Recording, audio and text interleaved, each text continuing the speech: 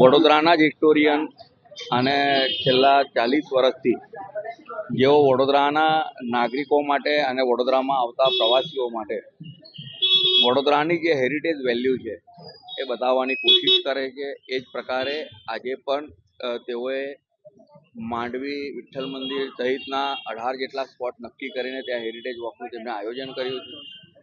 આનંદની વાત એવી છે કે હવે આ હેરિટેજ વોક ધીરે ધીરે કરતા એ પ્રકારે પ્રસિદ્ધ થઈ રહ્યો છે કે જેના કારણે પ્રવાસીઓ પણ જે આવે છે એ પણ જોવા આવે.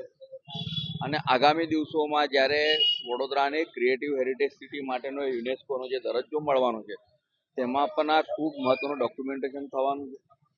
આપના માધ્યમથી તમામ નગરજનોને પણ વિનંતી કરું કે આગામી દિવસોમાં જ્યારે દર રવિવારે કે 15 દિવસે આ પ્રકારના હેરિટેજ વોકનું આયોજન થાય ત્યારે કોર્પોરેશનના ડિસ્પ્લે એલઈડી પર પણ આ બતાવવામાં આવે છે કે ક્યારે છે, શું છે અને ક્યાંથી ચાલુ થાય છે.